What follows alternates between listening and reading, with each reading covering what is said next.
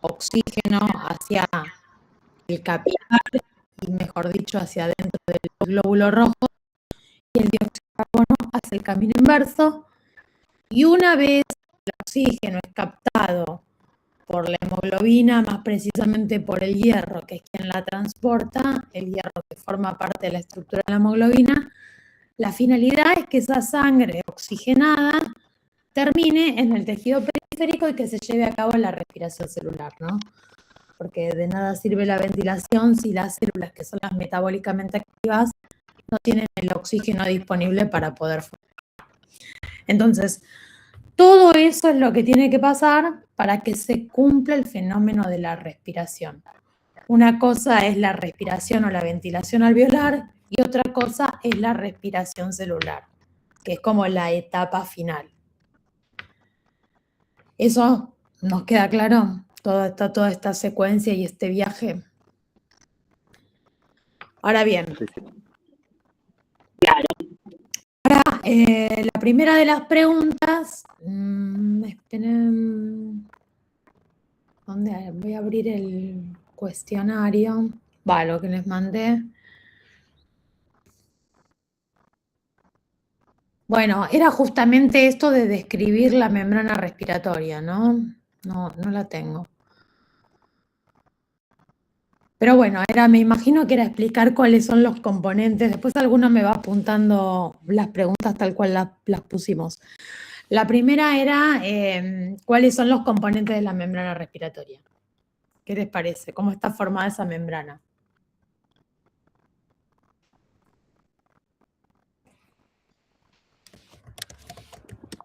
Bueno, profe, primero que nada decía que tenemos que como dibujar la membrana, ver los componentes y su función. Podemos entender que la membrana respiratoria, como hablamos recién, es una barrera biológica, sí, que separa, digamos, lo que es el alvéolo de la sangre con los capilares pulmonares. Los componentes, yo puse que es el surfractante, sí, que es el líquido que reviste, digamos, el alvéolo. Esto lo que hace es que reduce la tensión superficial y evita que se genere el colapso alveolar. Después tenemos lo que es el epitelio mismo del alvéolo, que está formado principalmente por células llamadas monocitos tipo 1, ¿sí? Y después tenemos la membrana basal, digamos, del mismo alvéolo, que es la capa digamos, el epitelio alveolar. Después, entre el endotelio, digamos, de la membrana, basal del capilar, tenemos el espacio intersticial, que es un espacio virtual entre el alvéolo y el capilar. Virtual, pero que está formado por fibras. Todo el sostén del parénquima pulmonar está justamente formado por fibras elásticas y fibras colágenas que están metidas justamente ahí en el intersticio. Bien. Bueno, después del espacio intersticial tenemos la membrana basal del capilar, que se fusiona con la membrana basal alveolar para acortar, digamos, la distancia entre el espacio, digamos. Y después tenemos lo que es el endotelio propio del capilar, que es la pared, obviamente, del vaso sanguíneo, que está formado por, células endoteliales. Lo que permite esto, digamos, es el intercambio gaseoso o la hematosis, es decir, que permite que el oxígeno se difunda desde el alvéolo hacia la sangre. Y al mismo tiempo el dióxido de carbono, ¿no? Al revés. Bueno, todas esas capas son todas importantes e imagínense que la destrucción de alguna de ellas hace que se pierda esta unidad funcional, ¿no? Obviamente que no sea posible la hematosis. El viernes, cuando hagamos casos clínicos, van a ver justamente esto de la alteración de la difusión de gases en las distintas circunstancias, ¿no? Vamos a ver ahora lo de la difusión de gases, voy a explicar la formulita un poquito más. Pero bueno, todos estos actores que forman parte de la membrana respiratoria cumplen una función. Y tiene que ser así, una membrana que es súper delgada. Cuando lean en la bibliografía van a ver que la membrana respiratoria mide de 0,2 a 0,5 o 0,6 micras. O sea, es muy delgada, justamente para que el trayecto de la difusión sea lo más corta posible. Cualquier cosa que engrose esta membrana, obviamente a mayor trayecto voy a necesitar tal vez mayor gradiente de presión para que los gases difundan, se entorpece obviamente, porque el intersticio es un sitio propicio para que muchas proteínas anómalas, como por ejemplo el amiloide, se deposite, o es justamente el responsable de la hipoxemia en los pacientes que tienen fibrosis pulmonar. Tal vez alguna vez escucharon los pacientes que tienen fibrosis pulmonar idiopática. Bueno, en la fibrosis pulmonar hay un aumento justamente de las fibras colágenas y elásticas, en realidad se llena todo de fibrina, aumentando el grosor de la membrana respiratoria, lo cual, y además esta densidad de fibras lo que hace es entorpecer el paso de los gases. Entonces son pacientes que son hipoxémicos crónicos, que necesitan oxígeno. Bueno, es una patología, después lo van a ver, que no tiene solución y que la única que les queda es el trasplante pulmonar, ¿no? Es una enfermedad totalmente invalidante que no tiene hasta ahora un tratamiento curativo más que el trasplante pulmonar. Bueno, ahí justamente el mecanismo de la hipoxemia es este engrosamiento de la membrana respiratoria a expensas del depósito de sustancias en el intersticio, lo cual complica la libre difusión de gases. Entonces, es un punto clave, ¿no? Paciente hipoxémico, pensar. Uno lo que tiene que pensar es, bueno, ¿hay alguna de las estructuras de la membrana que está afectada? ¿Está hipoxémico porque la sangre oxigenada no está llegando? ¿Hay un stop? ¿Está anémico? De hecho, el oxígeno lo transporta la hemoglobina. Si vos estás anémico, tenés menor cantidad de oxígeno que transportás por gramo de hemoglobina, porque en realidad tenés menos gramos de hemoglobina. Entonces, fíjense todo lo que uno tiene que pensar cuando un paciente desatura. Vos decís, bueno, desatura, ¿por qué? ¿Dónde está la falla de todo este camino que venimos hablando? Para tenerlo en cuenta, ¿sí?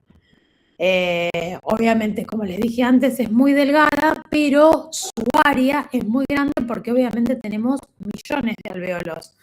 De hecho, el área respiratoria, el área funcionalmente activa, van a leer en un montón de lados que siempre dice como que equivale a una cancha de tenis.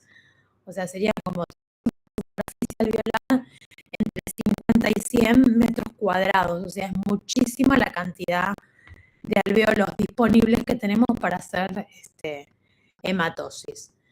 Ni hablar que cuando una parte pulmonar está afectada, ya sea por una neumonía, por un tumor, por una neumonectomía, por ejemplo, es área que se pierde, área funcionalmente activa, que obviamente, de hecho, podemos vivir con un solo pulmón, ¿no? O sea, mucho se compensa con la función respiratoria del parénquima restante, pero bueno, cuando la afectación es extensa,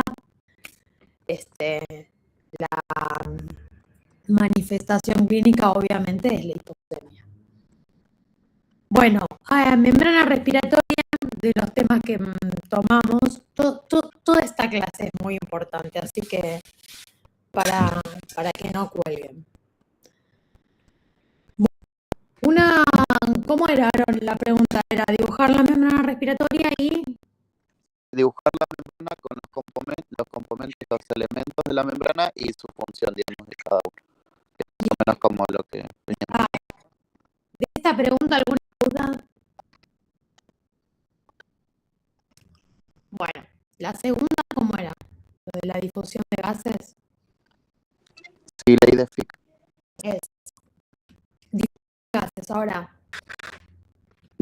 recién hablamos que para que los gases difundan a través de la membrana, bueno, se mueven obviamente por difusión. Recuerden que es un transporte comporte totalmente pasivo y que se mueve por gradientes de presiones, ¿sí? Desde el lugar de mayor concentración al lugar de menor concentración.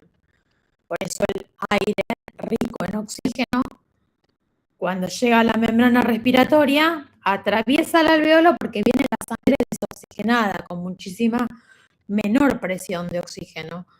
Por gradiente el oxígeno va del alveolo a la sangre. Y al revés, la sangre desoxigenada que viene con mucho gradiente atraviesa en el centro inverso. Ahora bien, existe esta fórmula para que analicemos cada uno de los componentes que uno la tiene que entender para ver qué pasa con los distintos gases. Por un lado, bueno, vieron que el delta, creo que arrancaba con la D, que es la difusión del gas. ¿Eso era igual a qué? ¿Cómo es la fórmula de Fick? ¿La difusión de qué depende?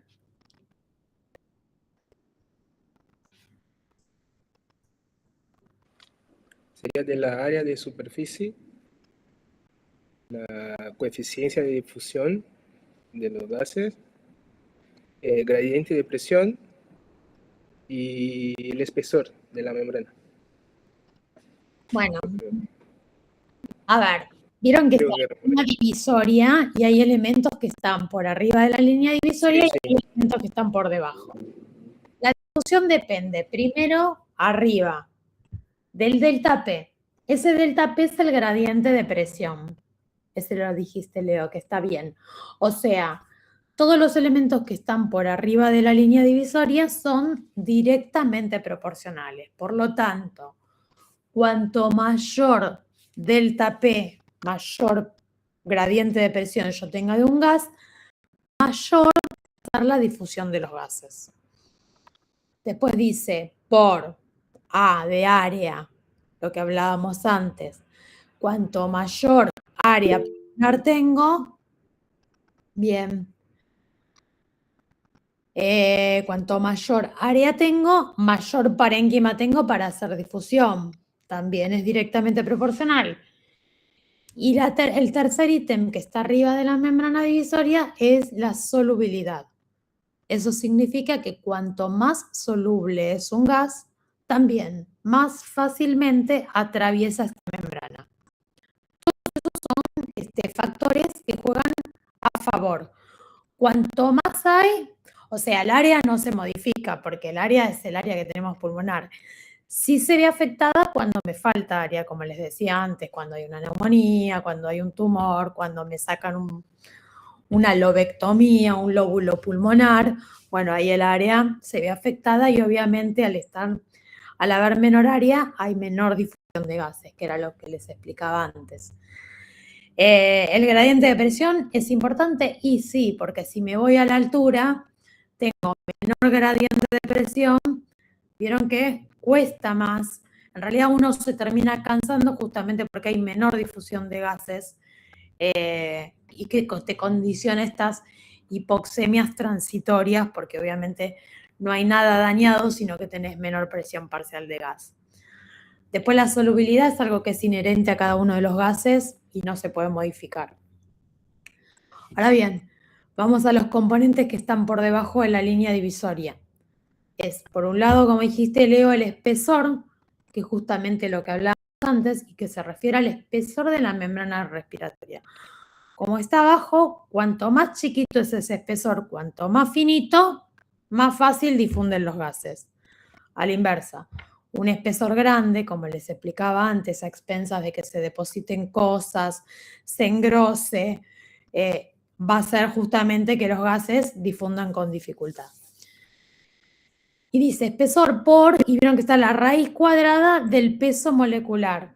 Eso habla del peso molecular del gas. Cuanto más pesado es un gas, más le va a costar atravesar esta membrana respiratoria. ¿Sí? Por eso los gases que tienen menor peso molecular la atraviesan con facilidad. El dióxido de carbono tiene dos contras. Por un lado, el dióxido de carbono es muchísimo más soluble a través de la membrana respiratoria. Vieron que uno de los ítems era solubilidad. Difunde con muchísima mayor facilidad. Por lo tanto, a iguales concentraciones, el dióxido de carbono gana. Si yo tuviera iguales presiones parciales de los gases, el dióxido le gana. Por suerte en el aire tenemos más presión parcial de oxígeno que de dióxido y por eso el oxígeno termina ganando esto de la competencia de la unión con la hemoglobina. Porque finalizando la clase vamos a ver que la hemoglobina no solamente transporta oxígeno, sino que también transporta dióxido de carbono. Y la segunda contra que tiene es que encima la afinidad de la hemoglobina es mayor por el dióxido que por el oxígeno. Entonces, ustedes imagínense, a iguales concentraciones de los gases, tenés el dióxido que difunde más fácil y encima tiene mayor afinidad la hemoglobina por el dióxido.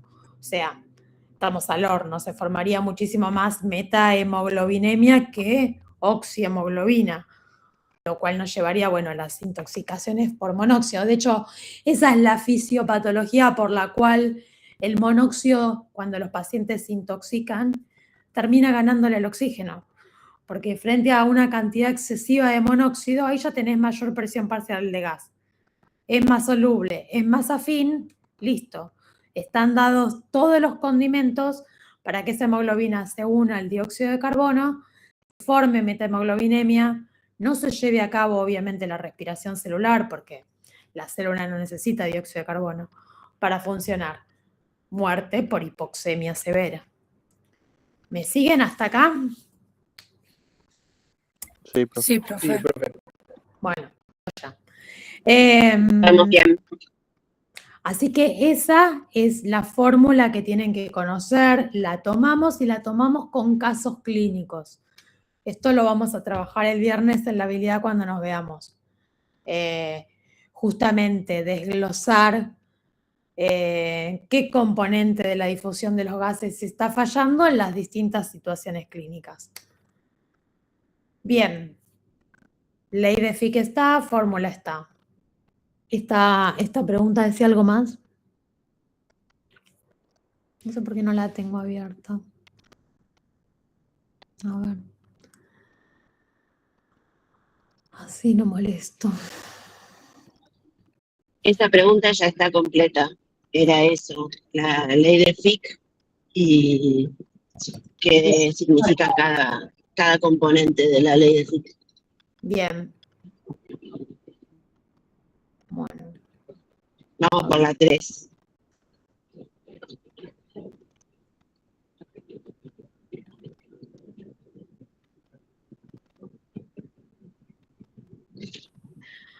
Bueno, ahora que ahí la estoy abriendo.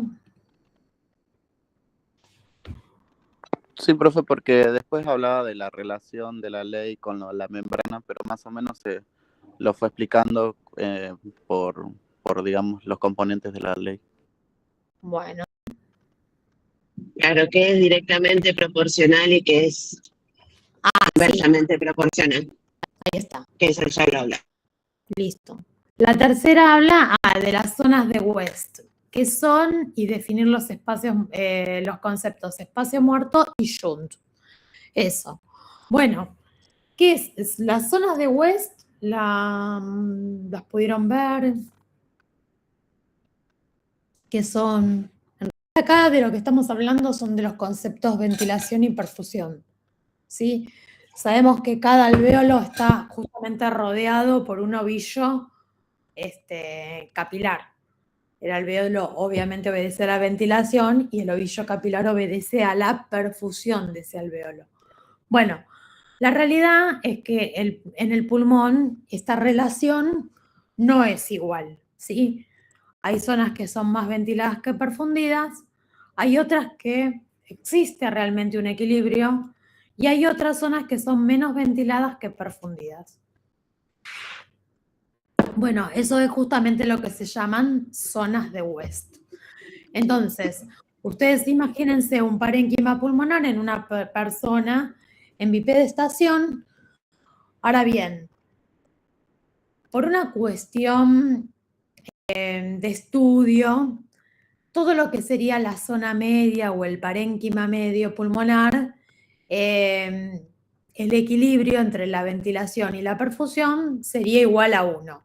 O sea, toda la mitad del parénquima, las áreas estarían iguales de ventiladas que de perfundidas.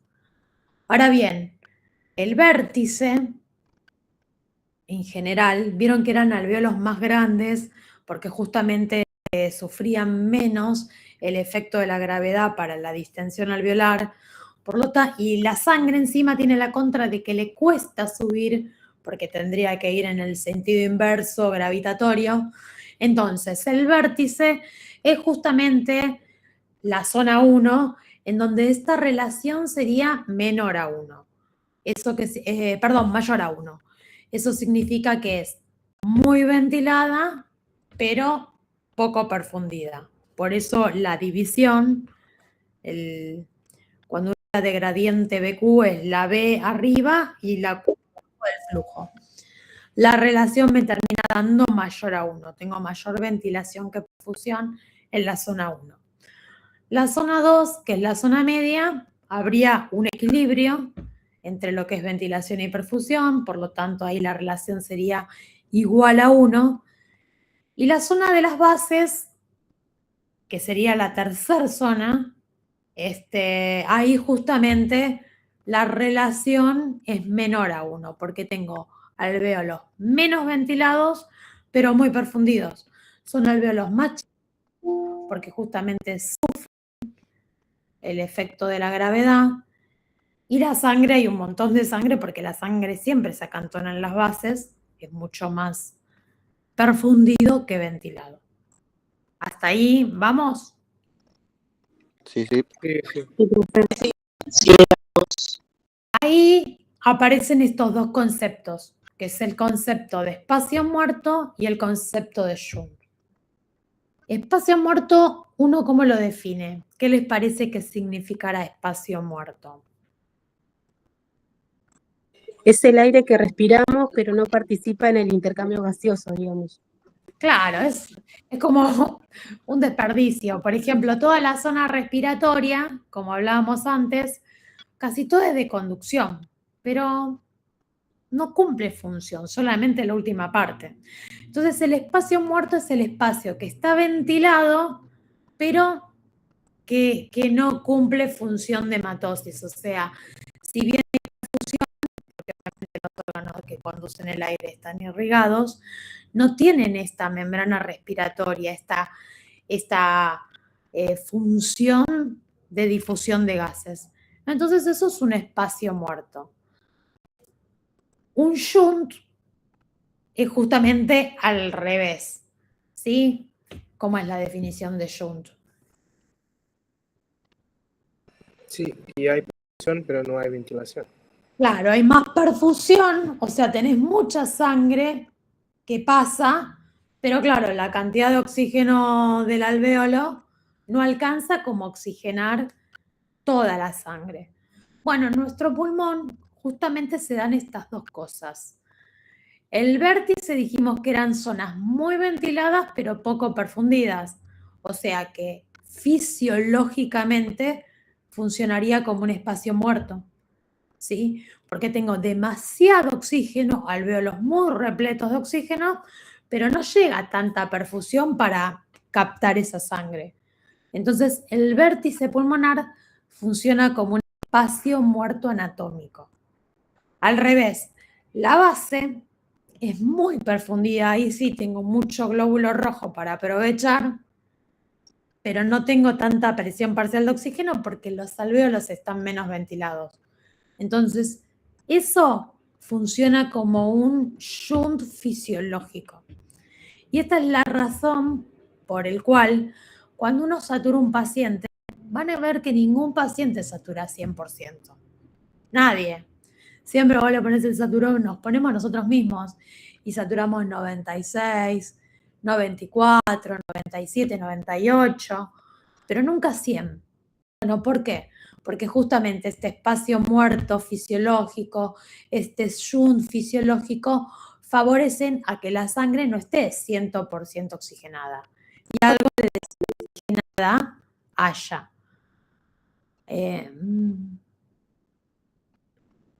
¿Qué, Sofi? Sí, profe, en uno de los primeros podcasts que estaba en el campus, aparecía que esto, sobre todo en los vértices del pulmón, actuaba como una especie de reserva, puede ser por si sube la presión o si sube la demanda metabólica. Por eso no saturas al 100%, porque tenés esa reserva esperando a, digamos, que suba más sangre y por ende se perfuma mejor. Claro, se aumenta muchísimo más la presión parcial. En realidad vos lo que haces es medio competir y tal vez lo podés ayudar un poco más en lo que es la oxigenación de la sangre, pero en líneas generales, excepto cuando uno está ventilando a un paciente que le mete oxígeno al 100%, es raro que normalmente nosotros lleguemos. Tal vez se usa justamente esto de la reserva para cuando el paciente está ventilado, que realmente necesitas en distintas situaciones una saturación del 100%. Si no, no es necesario. No es necesario porque no se alcanza. De hecho, el oxígeno también es tóxico y es nocivo.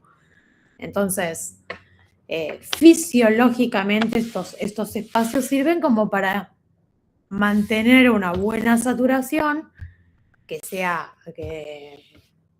útil, que lo podamos aprovechar, y que no nos trae, digamos, consecuencias, porque la realidad es esa. Bueno, estos dos conceptos son los que forman parte muchas veces en las distintas patologías, que también lo vamos a ver el viernes. Cuando hay hipoxemia, uno tiene que decir, bueno, hay hipoxemia a expensas de que tengo mucho espacio muerto. Hay situaciones clínicas en las que aumenta el espacio muerto o porque tengo demasiado shunt. La realidad es que los tratamientos son distintos. Pues si tengo espacio muerto, puedo aumentar mucho el oxígeno, pero si no tengo sangre disponible, no voy a oxigenar nada. Entonces, por eso uno tiene que identificar frente a qué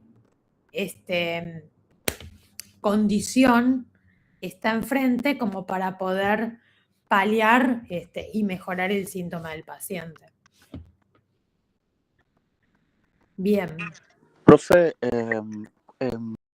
esto viendo, puede ser que cuando uno está acostado se modifica por la gravedad, se modifica la presión, ¿no? Porque la sangre, digamos, como que está en distinta posición. Y estuve viendo que cuando están en terapia o en situaciones en donde están mucho tiempo en reposo, se le agrega el PIP, puede ser, para que no se colapse el alveolo. Esa es la presión inspiratoria. Presión es como presión inspiratoria, como que aumenta muchísimo la presión justamente para que se distiendan más. Y el decúbito prono se usa un montón también. Vieron que los se acuestan boca abajo, justamente ¿para qué? Porque tenemos muchísimo reclutamiento alveolar en la zona posterior. Entonces vos, al pronar al paciente, permitís que todos los alvéolos que están, cuando uno está acostado, es como que está aplastando el parénquima. Cuando vos lo pronás, todos esos alvéolos sufran menos acción de la fuerza de la gravedad, sumado a la PIP, que metes que es presión inspiratoria, distendes más y aprovechas mucho más la ventilación alveolar. Sí, son cosas que se usan mucho en terapia, cuando hay mucho compromiso del parénquima. Es un modo de mejorar la oxigenación de la sangre. Bien. Bueno, la cuarta pregunta hablaba de cómo se transportan los gases en la sangre. Bueno, un poco estuvimos hablando. La mayor cantidad de oxígeno la transporta la hemoglobina, ¿no? 98% de la hemoglobina es transportada con oxígeno, el oxígeno en el 98%. Pero hay una pequeña parte, van a ver que se transporta solo o sea, difunde como presión parcial del gas disuelto en la sangre, y otro poco se une al ácido carbónico y forma bicarbonato, ¿no? Que también es otro modo de transportar oxígeno. El dióxido de carbono, exactamente igual, ¿sí? De hecho, el dióxido de carbono se transporta de la misma manera, como ácido carbónico disuelto y una pequeña parte unida a la hemoglobina, ¿sí? Algo va unido a la hemoglobina también por esta condición que tiene muchísima afinidad. Ahora bien, van a leer en la clase después, la leen, o cuando Sebastián se los explique, van a ver que por cada gramo de hemoglobina tenemos una determinada cantidad de oxígeno que se puede transportar. Cuando esa hemoglobina disminuye, obviamente la cantidad de oxígeno por cada 100 mililitros de sangre que transportamos es menor. Eso es menor oferta al tejido periférico, y si aumenta la demanda, seguramente sintamos, iba a decir, bueno, uno exprese, uno sienta justamente los síntomas de esta hipoxemia, ¿sí? Que forma parte del síndrome anémico, ¿no? Cuando uno, fíjense que cuando en el síndrome anémico tenemos hemoglobina baja, y justamente la clínica es toda clínica de hipoxemia. Es fatiga, es cefalea, cansancio, astenia, o sea, es el agotamiento por la falta de oxígeno en el tejido periférico, el mareo, la confusión. Eso porque poca hemoglobina, poco transporte, poca disponibilidad de oxígeno y todo en menos. Bien.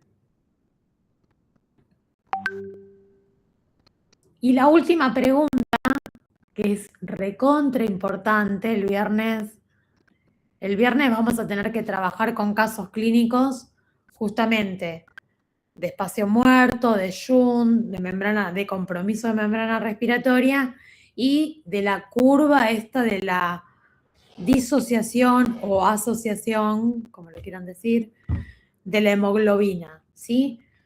¿Pudieron ver esa curva? Esta curva la trabajamos mucho también. Vieron que la curva tiene en el eje de las Y la saturación de la hemoglobina, y en el eje de las X tiene la presión parcial de oxígeno. Bueno, y que tiene una formita, la curva medio de S itálica, no es una curva lineal e infinita, porque en realidad tiene un fino que es el máximo de hemoglobina saturada. Si uno le dice dibuje la curva de la hemoglobina y hace una línea al más allá, está mal, porque no tengo hemoglobina infinita, tengo una determinada cantidad.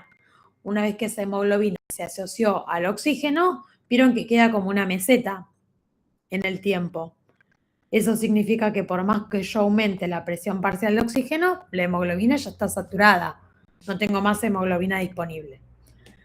Eso es la lectura de la curva, ¿sí? Ahora bien, me habla de la afinidad esta curva, ¿sí? Vieron que existe la famosa P50, que significa... ¿Qué significa P50? La saturación normal de oxígeno.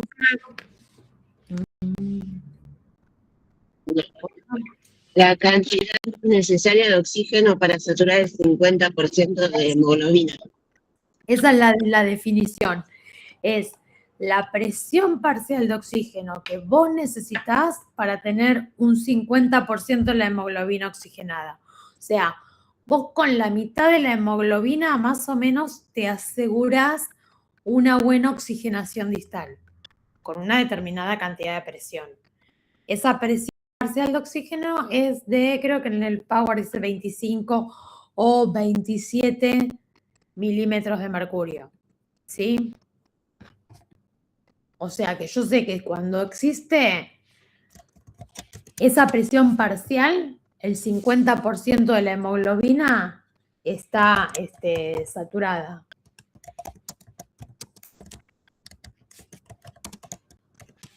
Y es la P50. Ahora bien, aproximadamente nosotros ya sabemos que en el aire tenemos muchísima mayor presión parcial del gas. Vieron que eso se mide en milímetros de mercurio y tenemos mucho, o sea, la presión parcial del gas es más o menos 160, o sea, a la altura del mar, un montón. O sea que yo me aseguro una buena saturación. Si yo sé que con 27 milímetros de mercurio tengo el 50, la presión que manejamos alcanza para saturar bien la hemoglobina. Ahora bien, la hemoglobina se satura, como dijimos antes, un 98%. Más allá de eso, por más que yo siga aumentando la presión parcial, no se modifica, por eso la curva es una meseta. Ahora bien, esta curva puede sufrir modificaciones. Puede desviarse a la derecha o puede desviarse a la izquierda. Estas cosas se dan normalmente, ¿sí? Se dan en situaciones patológicas y se dan en situaciones normales, fisiológicas. Que yo tenga una hemoglobina desviada a la derecha, ¿qué significará? ¿Que tengo una hemoglobina más afín o menos afín? Si yo la desvío a la derecha, para la misma P50 necesito mayor gradiente de oxígeno. Por lo tanto, si yo para saturar el 50 necesito mayor presión parcial, ¿tengo una hemoglobina muy afín o poco afín? Poco afín. Poco afín. Tal cual, porque para saturar 50 necesito más presión parcial. Entonces, la curva desviada a la derecha me habla que tengo una hemoglobina poco afín por el oxígeno. ¿Eso está bien? Sí, eso está bien también. Porque ustedes imagínense que cuando la hemoglobina con el oxígeno llega al tejido, yo ahí necesito que lo suelte y que lo ceda al tejido para que el tejido lo pueda usar. Si yo tengo a nivel periférico una hemoglobina muy afín, no lo va a querer soltar y el oxígeno no va a poder, la célula no va a poder hacer respiración celular. Entonces, esta curva de la hemoglobina en el tejido periférico, yo quiero que funcione a la derecha. Necesito una hemoglobina que sea poco afín. Ahora al revés, cuando la curva se desplaza a la izquierda, la tengo más cerquita de la I, eso significa que con menos presión parcial llego a ese 50 de la P50. O sea, es muy afín por el oxígeno. ¿Dónde les parece, así como antes dijimos en el tejido periférico, la hemoglobina trabaja a la derecha, dónde les parece que en nuestro cuerpo la hemoglobina trabajará a la izquierda? ¿Dónde En el necesitamos? mismo pulmón, en los alvéolos. En el alvéolo, tal cual. Yo en el alvéolo necesito una hemoglobina muy afín, justamente para que se cargue con oxígeno y después lo pueda distribuir.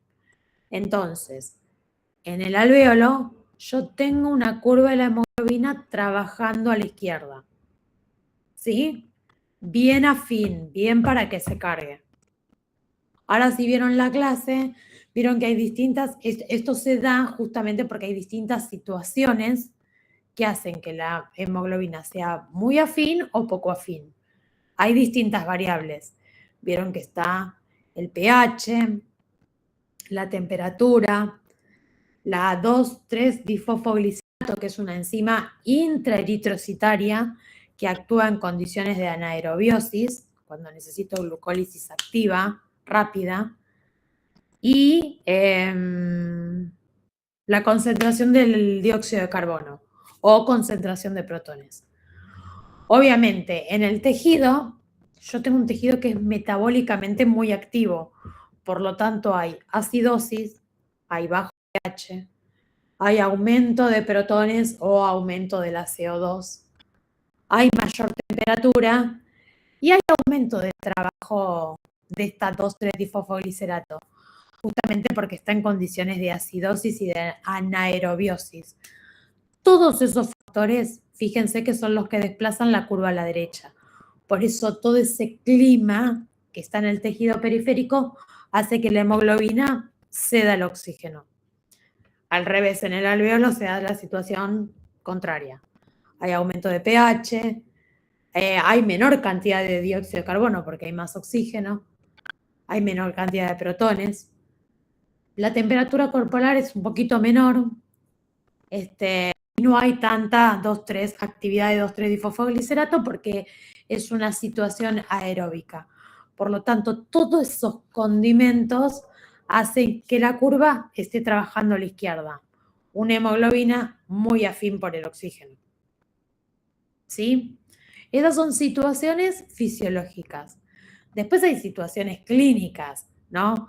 Por ejemplo, el paciente séptico está en acidosis todo su territorio. No tenés hemoglobina que se capte, está todo el tiempo, imagínense, medio que está cediendo, pero no tiene demasiado oxígeno para ceder. Por eso el paciente séptico, chocado, está con muchísima presión parcial. Ahí es donde metes la PIP para tratar de oxigenar todo lo que se pueda, porque justamente toda su economía está trabajando con una hemoglobina que cede, pero necesitas que capte también en algún momento, porque si no, ¿qué va a ceder?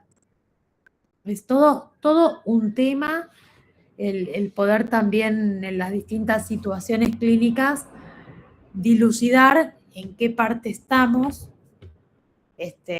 para ver dónde estamos trabajando y cómo tratar, ¿no? Todo eso. Pero bueno, eso lo dejamos para los casos clínicos. Después igual lo van a ver cuando vean patologías. Pero bueno, sepan que normalmente la hemoglobina está trabajando en nuestro cuerpo un poco a la izquierda, un poco a la derecha, mientras se transporta en el medio. Es la curva normal que conocemos, mientras se transporta. Cuando llega al tejido periférico lo cederá. Se vacía, vuelve por la sangre desoxigenada, se vacía en realidad, se carga con dióxido de carbono, vuelve con la sangre desoxigenada y se oxigena a nivel pulmonar. Esa es la famosa curva de disociación de la hemoglobina y cómo se modifica en los distintos tejidos. Esto es lo que se conoce, que tiene nombre propio, a nivel del tejido periférico lo van a leer como efecto Bohr. No me acuerdo dónde va la H, no me acuerdo si es B-O-H-R o B-H-O-R. Sí, profe, B-O-H-R.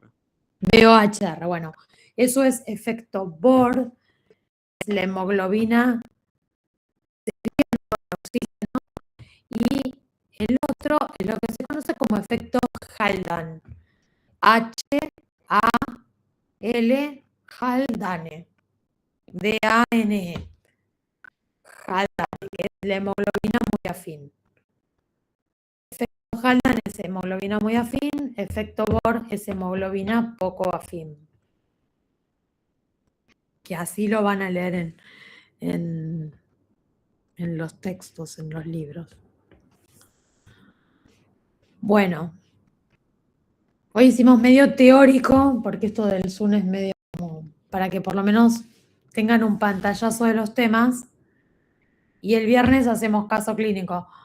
Por lo menos la comisión 3, porque la otra comisión creo que tiene habilidad con Seba, y Seba va con el módulo de esta semana que era anatomía pulmonar y pleural, ¿se acuerdan?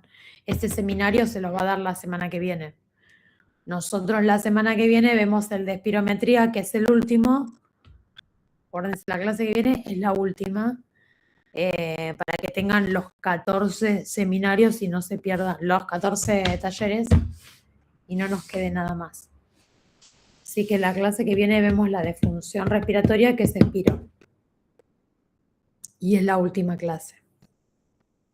Después la otra semana es la que yo no estoy, pero esa les queda libre, y la siguiente es el examen. A ver si... En la de espirometría vamos a ver las capacidades. Claro. ¿O eso? volumen, que era afuera.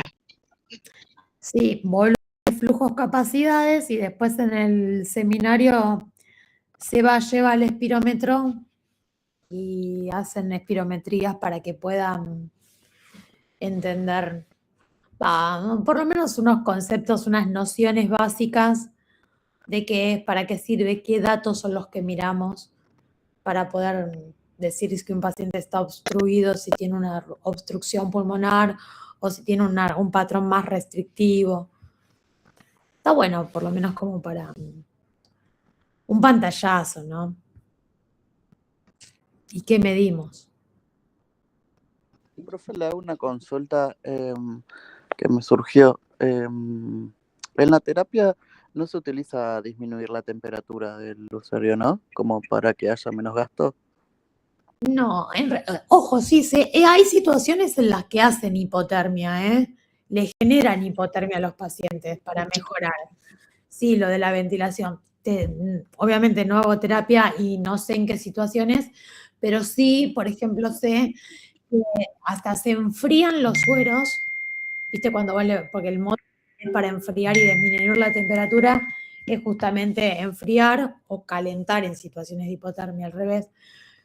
Van a ver que en todas las salas siempre hay un microondas o la heladera. Bueno, hay sueros que se enfrían y vos de ese modo le bajás la temperatura al paciente, pasándole la sangre fisios más helados. No sé si lo hacen estrictamente con esto, porque yo te digo, nosotros en una sala de clínica es mucho más. Calentamos solo que enfriamos, no enfriamos tanto, por eso no te puedo decir exactamente en qué situación clínica, pero así se hace.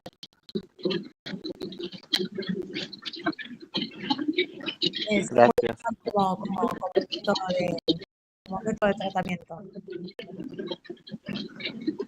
Sí, porque estaba leyendo sobre la bomba extracorpórea y estos temas así, y funciona como que más o menos tiene ese mismo funcionamiento. Dije, ¿será que se utiliza como terapia también el disminuir? Sí, se usa. En los pacientes que están infartados hay que mantenerlos fríos. Y por eso también si tienen fiebre los tenés que enfriar porque no le hace bien al paciente estar caliente. En lo posible, lo más fresquitos posible. Sí, eso sí, pero no me acuerdo que en el infarto. Y en la bomba, sí, el paciente está frío. Ahí debe ser, por eso. 30, Pero 22 grados, no, y es para bajar la tasa metabólica. claro, eso se usa en quirófano, tal vez la bomba extracorpórea o sí, tal vez es más intraquirófano, no, la verdad eso no lo hacemos nosotros. Pero sí sé que en distintas situaciones la hipotermia ayuda para mejorar distintas condiciones y que sí que se usa. Y es para mejorar todas estas cosas que vemos. Sí, dudas que digo. No, Hipotermias moderadas. No, está bien. nosotros raramente tenemos pacientes en la sala con hipotermia. El paciente con hipotermia es la terapia, no está en la sala. Sí, Sofía. Profe, una consulta.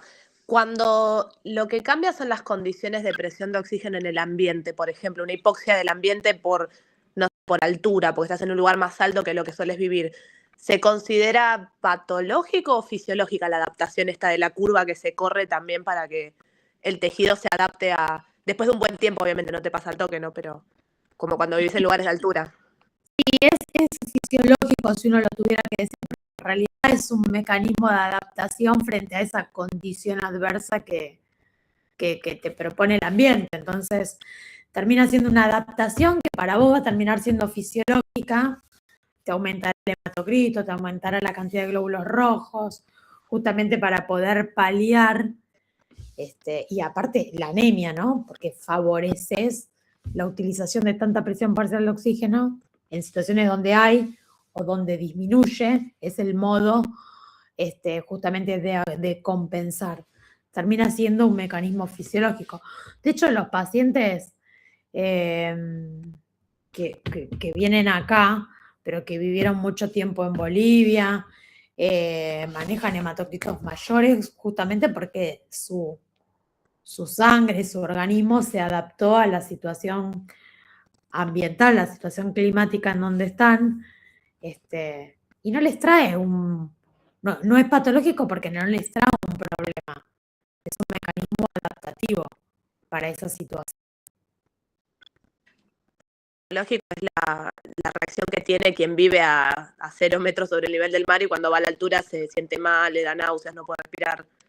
Porque eso es algo que es agudo, vos no estás preparado, no tuviste como ese tiempo de preparación para adaptarse. El que vive ahí ya lo toma como que ya su organismo en el día a día se va preparando para esa condición, termina siendo fisiológico. Tal cual. Genial, gracias. No. Bueno, lo noto, lo saco la foto